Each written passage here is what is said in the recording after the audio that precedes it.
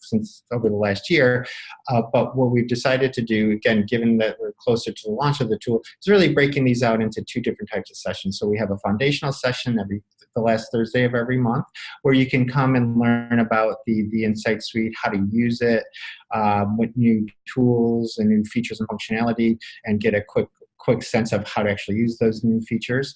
But today, in the advanced session, we're going to be doing different things moving forward. So the advanced sessions, we're going to discuss a little bit more in depth the workflows within the Insight Suite, but really the focus will ultimately be on how do you use the data to create value for clients today. And we will often work through a member-driven, a real-life use case with a member that we've developed over the course of the previous month. And I just want to say thank you today to our special guest, Enza Chiodi, who's a partner, director of strategy and insights at MacDonald Media. Hi, everybody. Hey, so Enza's here with us today, and this is another thing we want to start doing more, and having more special guests to really talk through these use cases so we can ask questions and really get some more insight on how they think about the use cases, how they think about using the data, and how it really impacts their decision-making when they're having these client needs that they're trying to solve. So thank you again for being with us today, Enza.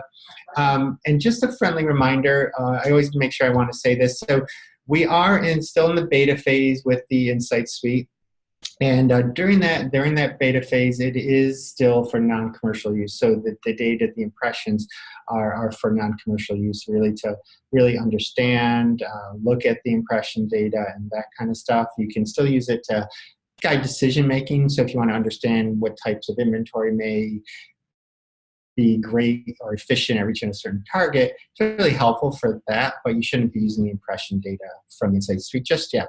Also, please continue to log into and explore the Insight Suite and provide feedback to us, because it's really helpful. We do make a lot of changes based on the comments from our members, so it's super helpful, and we truly appreciate that.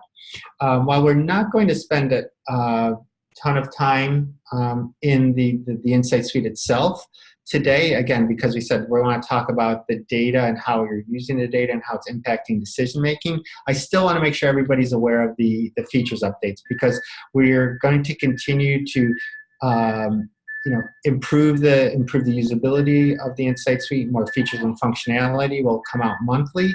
So I want to make sure in these sessions, even if you didn't join the foundational session yesterday, you still get a sense of what's changed. So just quickly, I want to do that. And also, Brian's reminded me something I always forget to say, but please feel free to ask questions right along as we're going through the session. We'll try to answer them as we receive them, just so they're in the context of the discussion, and it does feel more like a discussion. So we'll do our best to answer them when we can. And I'll be checking in with Brian throughout to make sure we are responding to people's questions as they go along. So just to go back to some of the features that have changed since the last update, and just if you're keeping score at home, the last version came out on May 19th, so it was the Sunday before the conference. So that's when the newest version came out. So if you haven't checked in since then, you'll see some new things. One of the key areas is the design of the workspace. And that area ultimately, I feel, will become more and more important for users as the tool becomes live and as becomes a tool of the industry. This is the area where you'll be setting up projects for clients and working out different scenarios / campaign options as you're doing it. And so there's a couple improvements to that. Just the overall look has changed, but also just the ability to easily scroll over and look at kind of view, copy, delete kind of scenarios and projects is much easier now. Also, just the ability to set up a project is a lot easier. So previously, you could enter a project name and a description and a tag. Those were all separate clicks you had to do. Now you can do that all in one space. And you can use the same workflow as before to create a scenario, multiple scenarios. We have a nice little kind of prompt to help you set up your first scenario there as well. So nothing major, a lot of like usability improvements here. Another usability improvement in the workspace is now, rather than having to scroll through the list of markets, you can also type in and it will auto fill for you there as well. So again, like I said, just some usability issues. And here's another big one, the inventory classifications.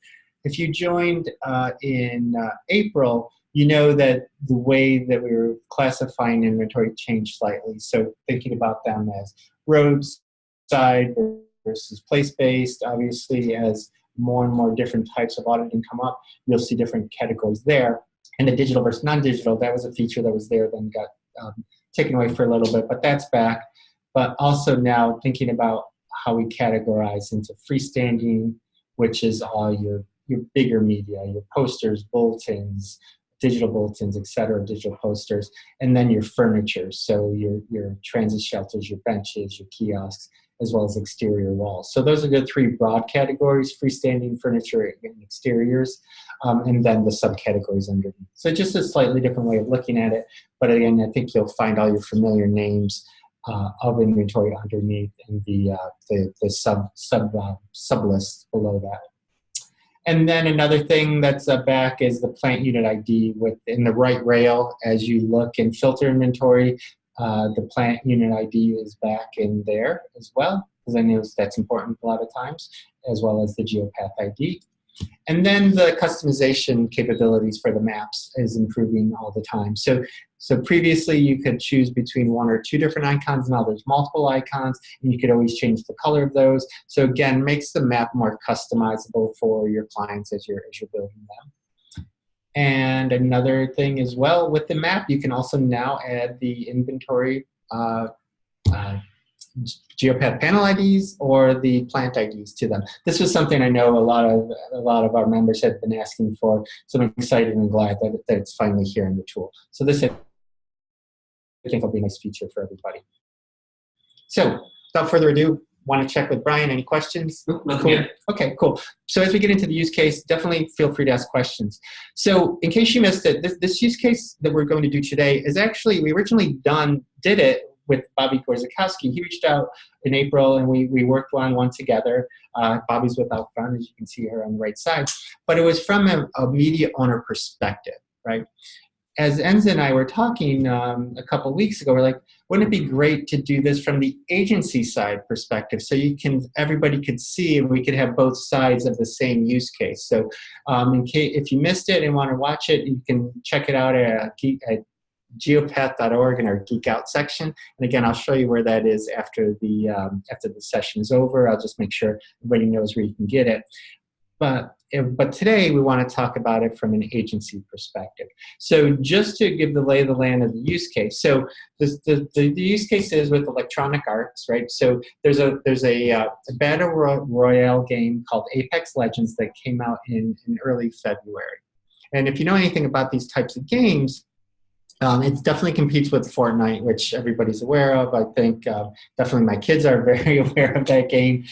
But with any of these Battle Royale games, it's critically important for them to quickly create awareness so they can get people in the game. Because if you're in one of these games and there aren't a lot of people playing, it feels like you're the only one there, it's not going to be fun and you're not going to go back. So they need to quickly ramp up, quickly get downloads and registrations. And that's the key KPI established for this. So the campaign objective really honestly is large-scale awareness so that they can get people to download and register for the game. And here are some of the specifics. So the goal that EA wants us to reach is 50 weekly TRPs in each market, and they've already established these markets. So larger metropolitan areas, top 5, so Atlanta, Chicago, Los Angeles, New York, and San Francisco, and then their targets. So they want to reach gamers that download and use mobile games. So they want to reach that target, but they also want people who are influencers. So they want to reach those early tech adopters as well. And then if you look at it from a demographic aspect, males age 18 to 34 in obviously these larger metropolitan areas is a tertiary target. And then the format, again, they want these big, large format bulletins, so non-digital static, so just so they can own the area, own the space, and really have a big impact.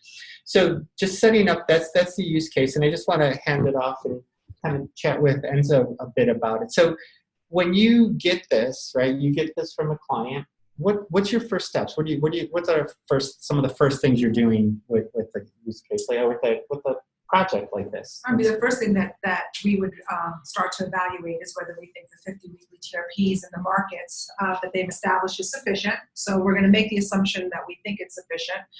If not, then we would go back to the client and ask them to reevaluate or make a recommendation based on some other elements that are available in the tool, such as reach and frequency in the market, to see if we think, based on what they're trying to accomplish with getting people to download quickly, start playing the game, do we think we need a higher level? But let's make the assumption that we think the 50 weekly TRPs is right, based on their budget and based on what their goals are for the marketplace. So let's take Atlanta as an example, because we plan out of home literally market by market, because we have different types of inventory available, we have nuances in the market.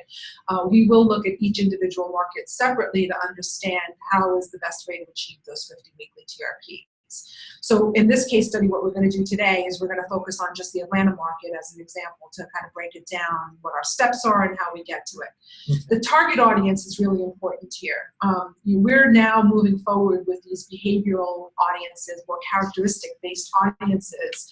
So when we're looking at that gamer that download, use mobile games, that's a very specific audience, very than looking at men 18 to 34 in a large metropolitan market. You're going to have different inventory that you're going to select, different levels that you're going to select.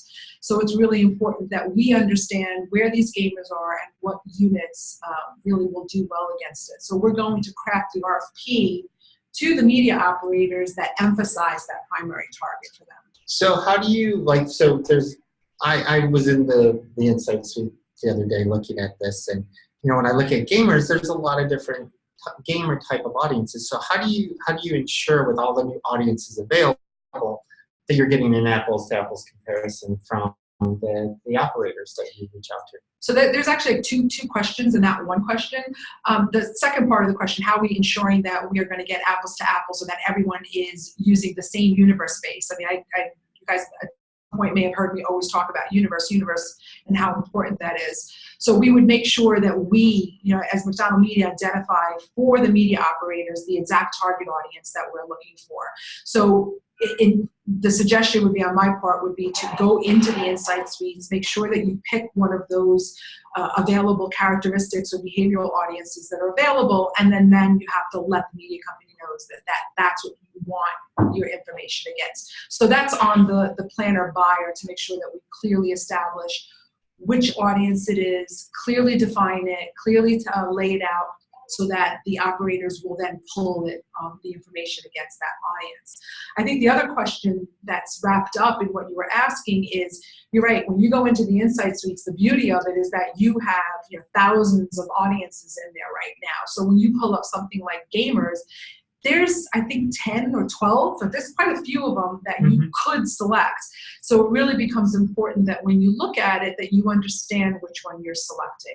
Gamers that download, use mobile games on any device is generic enough for us that we would want to use it. If the client told me they only wanted to go after people that download it based on their mobile phone, that's a different audience. You're going to get a very different audience base. So that becomes the conversation that we would have with the client ahead of time to make sure that we're selecting the right audience, that we are evaluating things appropriately, and that we're not looking at audiences that are too small, right? Because if you're only looking at downloading, use a mobile game on a specific device, you have just cut that audience again. So the critical piece of this is to ensure that your primary target audience is going to be large enough for you to affect some sort of change in the marketplace. Yeah, that's a good point. And also, too, I know obviously there's a primary target, a secondary target, and then there's also this demographic target that's here. So from your perspective, how are you expecting the media owners to respond? Are you expecting 3 different proposals one for each audience, or how do you manage that, or what do you expect from the media? I think that's a phenomenal question overall. The way that I would want it personally, in my opinion, would be, against that primary target. That's what they should be focusing against. A secondary target, we generally like to give everyone some more context for the program, for them to understand that maybe they have units that are better against an early tech adopter than they do against a gamer audience, and that gives them the ability to recommend or suggest units on a proposal that may fit the secondary audience versus the primary, so they can feel free, in my mind, to provide that, but I would want to see everything against the primary target. Gotcha. The demographic audience is really interesting, and this is kind of a page out of other media formats.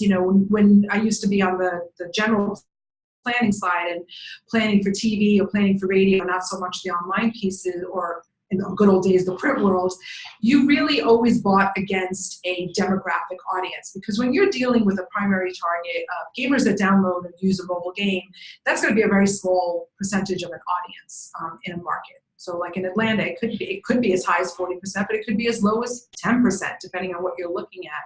What the demographic audience allows us to do is actually really look at a CPM value and a cost value to understand how we're doing against, the larger audience base that falls within users of this type of product or downloading these types of games. So we're always concerned about our CPMs. I know from a media operator standpoint, nobody wants to look at CPMs all of a sudden that are going to be $50 and $60. And when you have some of these behavioral audiences, that can happen. You can get very high CPMs because you're dealing with such a small population base or a cut of a population base. And then by looking at a more demographic audience, you actually are able to look at it at least more apples to apples with other media, and you're dealing with CPMs that we're more comfortable with currently. Okay, gotcha, cool. Okay, so we got our market, we got our targets. So what's the next step for you? So we issue the RFP out. We're gonna, every agency will have a slightly different approach, but pretty much all of us, are looking to send out a grid that will have, a bunch of different asks on it. We take a look at the market to understand what's happening in the Atlanta market, who the operators are that we need to reach out to, who has some of the different kinds of inventory that we might be interested in. And we'll send out an RFP that lists out exactly what that brief was. So I'll tell them what our goal is, what our target audience is for context, what it is that we're trying to accomplish, obviously the flighting that we need, any kind of, if we have a budget parameter. So we send that out expecting a ton of units back from various operators, because that's what we bring to the table. It's not just going to one operator, right? We're going to look at across the board to understand which ones actually can give us not only the best units, but the best pricing on it. So we'll start with the overall inventory, make those decisions, send out the RFP. Right. So this is a screenshot out of, you can export these maps out of the Insight Suite. So this is, we're looking at all of the inventory here, and it's I had selected the audience. It's a little hard to tell, but it's a decent target count, 42% for all the inventory across the market for the gamers that download, those that download a game to any device. So pretty interesting. So you said you'd share this out and you'd get back a bunch of units. Right. So what you're looking at on the screen right now is a bunch of units, 171 of them that we got back as being potentially great units for us to achieve our 50 weekly TRPs that we wanted across the market. So you can see the color coding is all of the different, again, this is a sample case, so this is some of the operators that would have responded back, providing the inventory that is available and targeted against this audience. So obviously looking at 171 units, and if you look in the red box where it's telling us what the weekly TRP level is that we've accomplished, we're at 324 TRPs. Our goal was 50, so we've got to cut. Right? We've got a lot of cutting to do. We're going to do a lot of filtering of these units based on various factors to get down to the level that we want. So the first step that we will likely do is go through anything that is duplicative, anything from a visual standpoint that may not make some sense for us, and then we start to do the analysis of which are the units that make the most sense. And when you say visual, that geographically, spatially, like it's a across the map? combination of the geographical piece of it as well as visually the units themselves. You know, how readable are they, and do they have obstructions, and some of the qualitative factors that come into consideration that when you're just looking at numbers are not telling you the full story of the unit. So we need to understand that just literally the look and feel of the unit in the marketplace from a visual perspective, and then from a mapping perspective, where are these units in relation to where we want to be. Okay, cool. And just as a sidebar, so you can load the different responses into the Insight Suite and color code them like I did. And that's all we did, and created a custom map out of it. So then we did an initial cut, based on the visual inspection of the units, based on some of the roadways that maybe we didn't want to be on, or some of the units that fall off for various reasons. We actually cut down those 171 units to a consideration set of about, I think it was 53 units. So those 53 units, when you look at this map now, you can see obviously it's less cluttered. We have good dispersion across the marketplace, but we are still over-delivering against the goal. The goal was 50 GRPs, and we are delivering twice as many, so we now have to do additional cuts. So that's when we really go back in to the marketplace, and what we start to evaluate are some of the other metrics along with CPM, right? So we're starting to negotiate with the operators in terms of pricing, how things will package together. And if you go to the next slide, this is just kind of like a quick sample grid of some of the evaluation that's going on behind the scenes, where we are looking across the different metrics that Geopath provides us. So we have the overall impressions, so you can rank the units based on who has more impressions against this audience versus others. And really the way that I did this, you'll see the color coding in heavier yellow, orange, and then the lighter shading. The heavier, darker shading represents the top 20 units, and the highlighted cells represent which units are within the top 20. So if you look at target audience, those first 3 units do really well against target audience, but then when I look across, they actually do well against rating points, they do well against, the reach number. Their composition isn't as high, though, as some of the other units that are further down this list. So those are the types of things that we need to take into consideration. For something like this, I might want to focus on my overall GRP as well as my reach percentage to make sure that, given that I'm only looking for 50 TRPs on a weekly basis, how much reach am I ultimately going to get? So I'm going to start to look at that as probably one of my priorities. And so does this change based on client, based on project, based on agency? This is very, I think one of the keys on this is, yes, it's going to definitely change by client. And not only from client to client, it'll change from campaign to campaign in a client, because depending on what they're trying to do, your priorities will shift on which one of these metrics you will want to emphasize versus the other. Okay. The fun thing about this is that even from person to person, you might get a slightly different grid. Even within its own media, I look at this and I may say, here's what I think is important, and here's how I might evaluate this, and then I may have one of my planners or one of the supervisors come in and say, well, if I did it, I might want to look at it and emphasize more the composition than I do the reach. So it's really important that we understand that you depending on what you emphasize, you will get a different selection of units. Okay. Cool. Great. So you have the grid that you've kind of used this to identify what some of the key metrics are related to the project itself and the client itself, to start to filter to that last bit, because we had 104 TRPs and we need to get down to 50 right. So you use this, and then you get to the final cut of inventory. So now when you look at this map, you really start to see that, again, we still have the geographic dispersion that we would want in a marketplace. We're not only focused in, a downtown Atlanta area. We're not just in Athens, which, pops up as being really an interesting place for us to be for this particular audience. And doing all of the cuts and doing all of the analysis, we wind up with a much smaller set of units. It's only about 33 panels right now, and those 33 panels deliver 53 weekly TRPs. I'm not going to get crazy about the 3 extra GRPs. I think that's great. We have a great plan. I'm comfortable with the way that it looks from a visual standpoint from the client, and looking at how it does against some of the other numbers. Our overall index in the selection of units is 106, meaning that we are really focused on this audience and we're doing well against them. So we've achieved our goal. Cool. Brian, just wanted to check in. Are there any questions? Yeah, we had a quick question. It was about the spreadsheet that we were just talking about. What was the target audience they're asking? I think it's the same as for the map, right? Yeah, so the target audience on this, all of the data that you're looking at on the target audience impressions would be that gamer target. It is the primary audience that I'm evaluating this against. Again, that's what our goal is. We want to do 50 GRPs against the gamer segment, so my evaluation should be against that gamer segment. Cool. Any other questions? No, not right now. Okay, cool.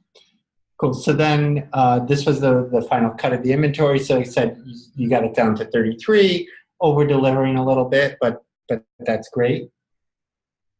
And then this process would happen for each market. Everything that we just went through would literally go through for each market so that we could better understand, we're going to, obviously, each market is geographically different. We're going to have different dispersion that we're going to look at, but the process remains the same. We're going to go through and select the right units. We're going to filter till we get to the final cut. So, sorry, this might be it's an interesting question that came to my mind. So, you're doing it by market. Does the client ever ask for it rolled up, or do they always look at it by market? So would you ultimately look at a complete plan from LA, San Francisco? Like, do you have to roll all that up into one number or one measure? The only single number that currently rolls up to, for the most part, is a budget. Gotcha. Right. Okay. So we would provide all of the markets individually. Again, every agency might do it slightly differently, but you typically do it by market. Here's your recommendation for Atlanta. Here's your recommendation for Chicago, et cetera, et cetera. And then what I always love to do for a client is, as much as possible, simplify out of home for them. I would probably start with an overall chart that gives them, here's what we're delivering in Atlanta from a GRP standpoint, from a reach perspective, from a budget perspective, and do that for each market on a simple chart, and then show them the bottom line.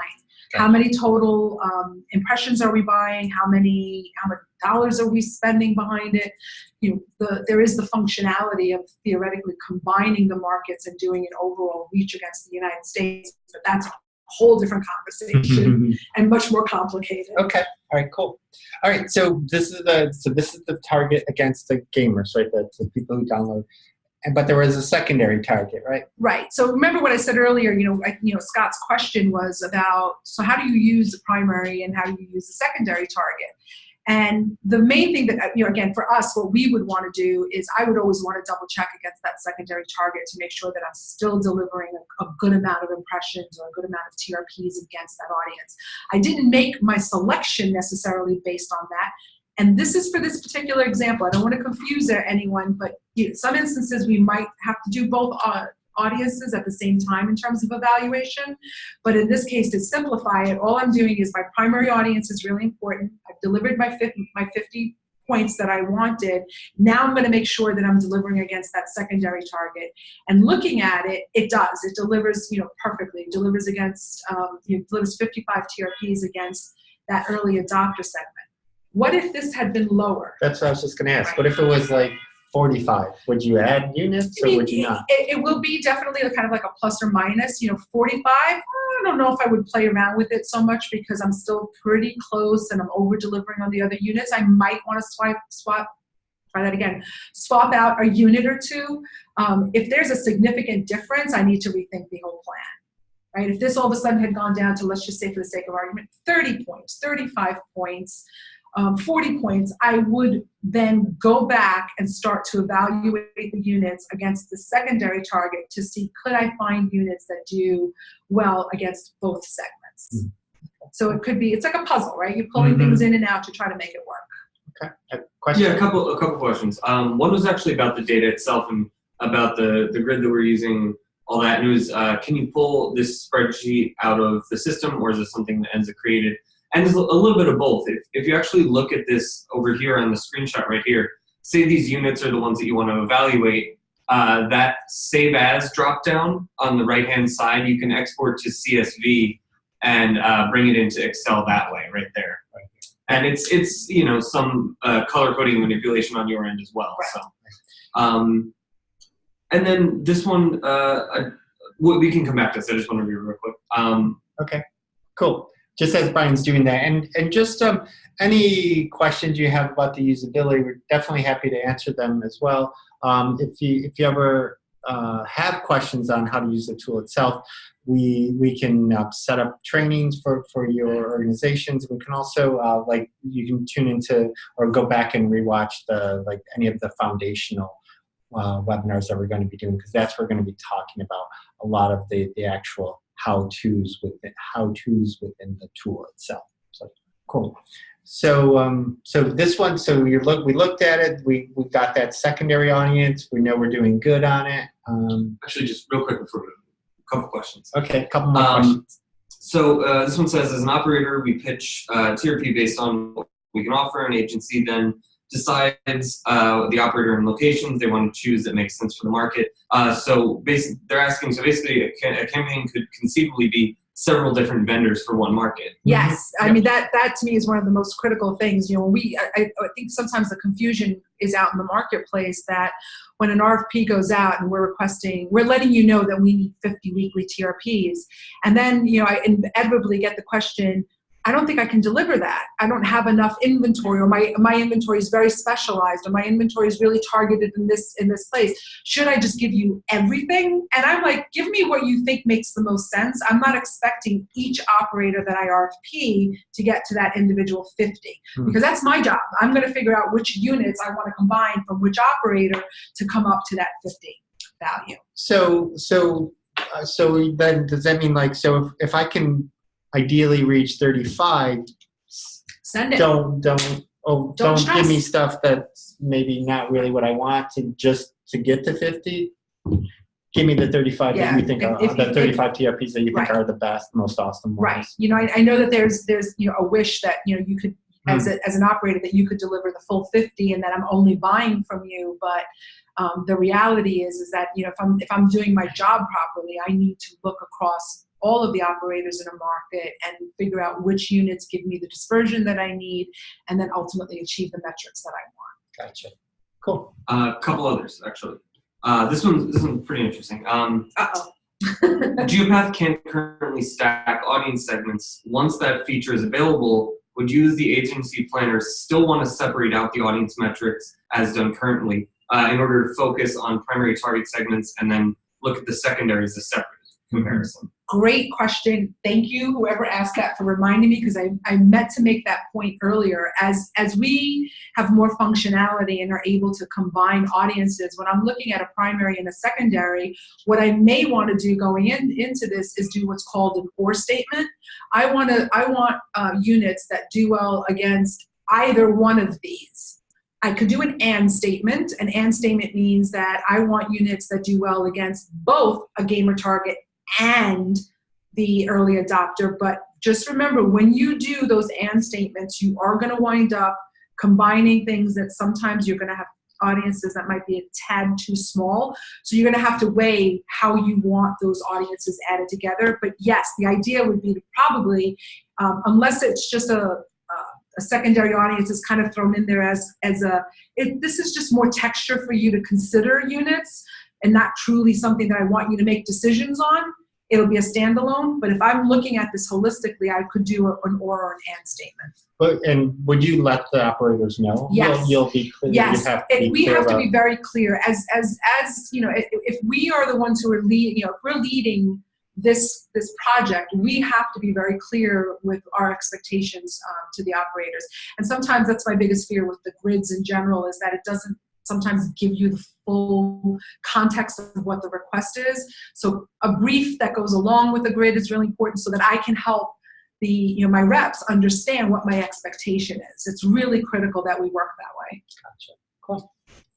Any more? Yeah, just one more. Question? This is actually for us about the data and the audiences themselves. Okay. How does the Insights tool determine which locations reach a target audience, like early adopters or other consumer profiles? What is the methodology? We can talk about that briefly. We also have a bunch of materials on our Geek Out library that can help talk about that too. Yes. So we developed a one-pager that for this exact question. So ultimately, we are partnering with Claritas as our demographic partner, and so with that data, we have the demographic data at a census block group level. So that allows us to understand the neighborhoods and these block groups in terms of demographics, in terms of behaviors, in terms of psychographics. So we can understand the neighborhoods, and then we also have to lay that against the movement of the audience. So separately with the mobile data, we're able to understand the movement of the audience throughout the entire country, honestly. So we create a movement profile.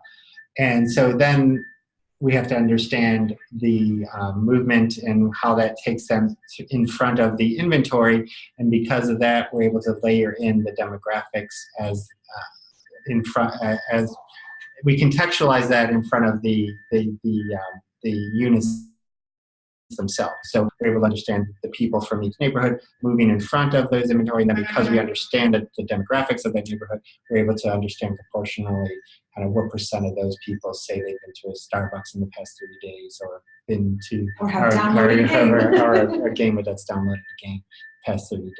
So, but there is a one-pager, and I can show you guys where that is before we get off the call as well. So, cool. We're good for now. Great. Now, the other thing is remember we had the demographic audience of men 18 to 34. So when we, again, just all we're doing is we're taking the same units that we had pulled together against that gamer target, and now we're just looking to see how they deliver against that demographic audience. And you can see that we're actually delivering higher TRPs, 66, which is fine, because this was a tertiary demographic audience. As I said, a lot of times what I'll be using the impression numbers for on this is more from a CPM evaluative standpoint, so that I can compare it to other things that I'm looking at, as well as not to show sometimes really high CPMs. So it looks like we're over delivering against this men 18 to 34 demographic, but that's actually a really interesting point to take into consideration.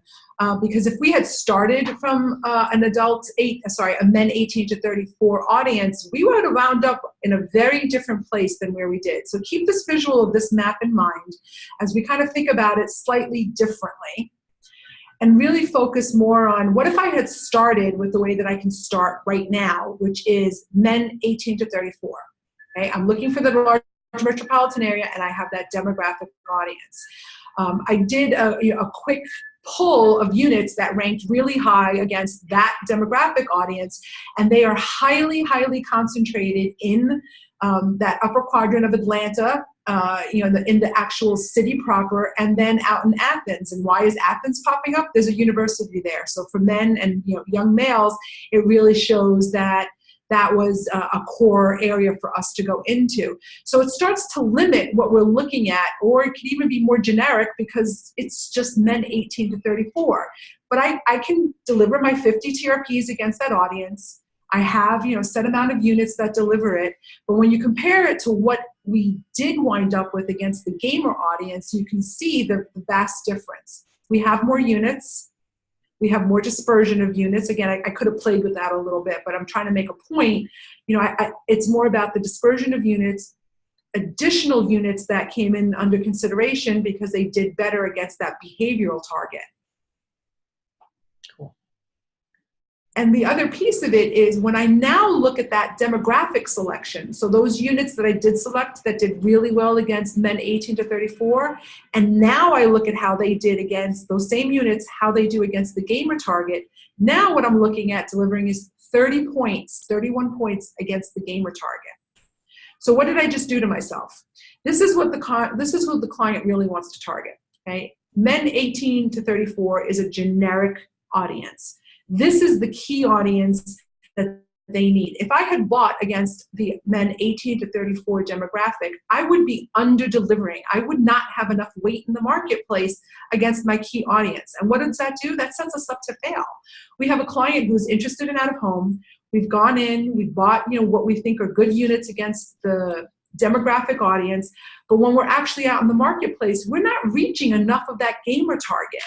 This now allows us to really focus on the gamer target and make sure that the goals that we set for ourselves are achievable against an audience that is critical to this client, that will show downloads, that will show immediate response in terms of people using the game. Great. Are there any questions? One right in line with what you were just talking about. For an operator submitting options as part of a plan, would you prefer that they submit the absolute top units matching the audience target? Would you also want the vendor to submit balanced market, to submit with a balanced market geographic distribution in line with what you're eventually aiming to arrive at? Okay, that's a great question because you will get really, really different results. So again, that'll be something that I should determine ahead of time, and I should let you know. If I am looking for just your top units against the gamer target, then that's what you need to provide, and it would be up to me to then figure out the geographic dispersion. I think it's going to be a combination of the two. You know, if you've got two units that are, generally what will wind up happening is when you are only looking at the audience, you may get clusters of units in certain spots. So you should look for a little bit more of a dispersion, even from your own inventory, even for your own sake of your inventory, to think about some of those other units that may not be really, really high against the audience, but still do well. There's still a skew to it from a composition standpoint, but it may not have to be over-delivering, but an average delivery against that gamer audience and maybe is further south in the market, yeah, I would love to see that unit. I think that that's really important. That's why it's critical that you're not just looking at top impression units, but that you start to play around with that composition index and the composition percentage, because it starts to show you not just high-value impression units, but units that are targeted. Great. Any other questions? That's it for now. Okay. And just because you mentioned comp and comp index, that is a metric that's continually being updated as you're filtering inventory on this and the right rail over here. So you can see for this example that's being shown 44% target comp, as well as the comp index of 105. So you can track that along as you're filtering right in the tool as well, just to give the tool a little bit of a plug. Cool. So if there aren't any questions, and if there are, feel free to keep typing them in as we're winding up here. But just want to remind everybody of some upcoming sessions we do have. So coming up on June 20th, this date changed from yesterday. I apologize if you were on the session yesterday.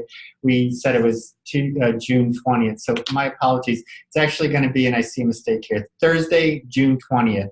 We're going to send out a newsletter on this, and invite says Thursday, June 20th from 2 to 3 p.m. We're going to talk about how have geopath impressions evolved. So we have all this great new data, and we talked a lot about that today, but what does that impact, and how does that help us understand audience better?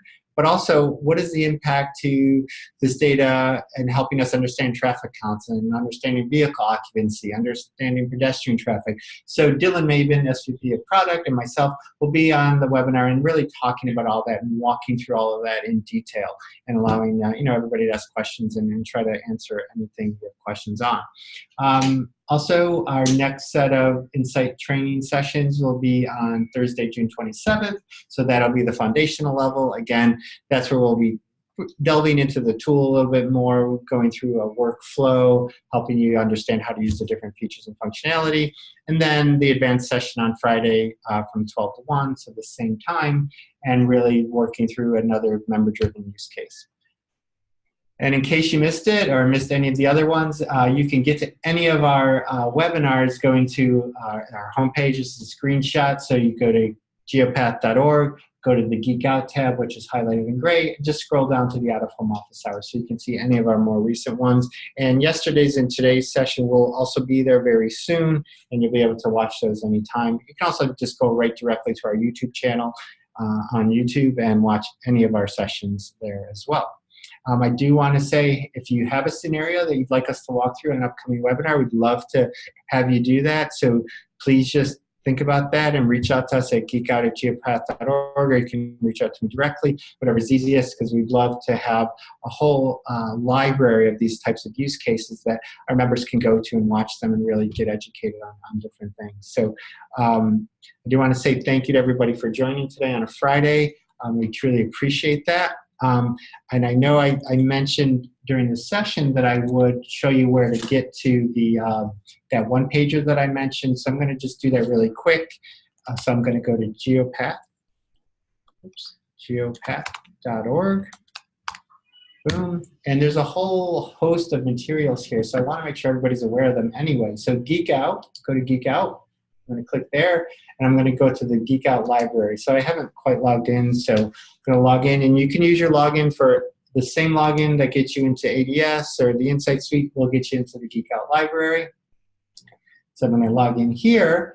And the best way to sift through the content you'll see is here with content type. So there's 4 different types of content here: infographics, research PowerPoints, but then training materials and training videos. So you click the training materials and you'll find a whole host of one-pagers on a variety of topics, all the way from what's an impression to kind of what's our new methodology. And there's also PowerPoint decks here as well that you can use for training. And we're ultimately building this into a curriculum that people can come and take and get educated. But here's that training material one-pager that I mentioned here. And I'm just going to open it up here. So basically what I was trying to say earlier is we need to understand who the people are, right? We need to understand at the census block level who they are in terms of demos, in terms of behaviors, et cetera. We need to understand where they're going, how they're moving across the country. So that's the next thing we do. And then we contextualize that in front of the inventory itself. And then that gets all tied together in the moment, and that's how we're able to understand composition, reach, frequency, et cetera, but against each of the individual targets, so those behavioral targets, the psychographic targets, et cetera. So you can download this and use this and hopefully find that helpful as well. But again, just want to say thank you, and have a great weekend, everybody. Hope it's nice weather for everyone. Thanks. And thank you again, Enza. We really Anytime. appreciate it. This was super helpful. Thank you. Anytime.